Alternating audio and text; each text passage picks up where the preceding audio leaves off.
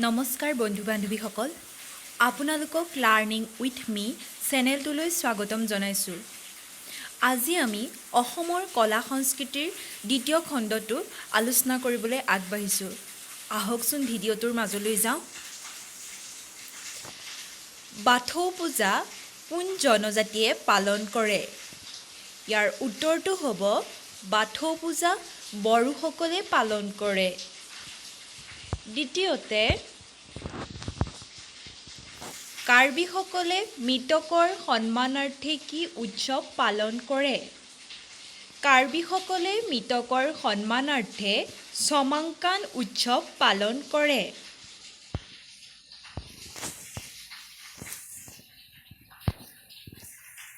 তৃতীয় প্ৰশ্নটো হৈছে কোনটো জনজাতিয়ে গানয়ুং আৰু বায়ং দেৱতাৰ উপাসনা কৰে? ইয়াৰ উত্তৰটো হৈছে ডিমাছা জনজাতিয়ে। ৰিচা আৰু ৰিগু কোন জনজাতিৰ পৰম্পৰাগত বস্ত্ৰ? ৰিচা আৰু ৰিগু ডিমাছাসকলৰ পৰম্পৰাগত বস্ত্ৰ। মিচিংসকলৰ জুহালক কি নামেৰে জনা যায়? মিচিংসকলৰ জুহালক মেৰাম নামেৰে জনা যায়। মিচিংসকলৰ ডেকা-চাঙক কি নামেৰে জনা যায়? মিচিংসকলৰ ডেকা-চাঙক মৰং নামেৰে জনা যায়। মহোহো গীত কেতিয়া গোৱা হয়? মহোহো গীত আঘোণ মাহৰ পূৰ্ণিমা তিথিত গোৱা হয়। বড়োসকলে অলংকাৰক কি বুলি কয়?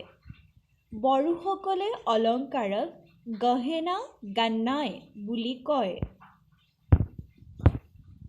বড়ো ভাষাৰ বাবে দেৱনাগৰী লিপি কিমান চনত গ্ৰহণ কৰা হৈছিল?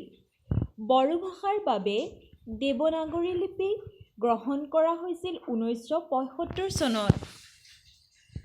লুকাপাই শৰীৰৰ কোনটো অংগত পৰিধান কৰে? লুকাপাই শৰীৰৰ কাণত পৰিধান কৰে। ধন্যবাদ বন্ধু বান্ধৱীসকল।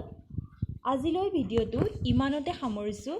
আশা কৰোঁ আপোনালোকে ভিডিঅ'টো আদৰি ল'ব।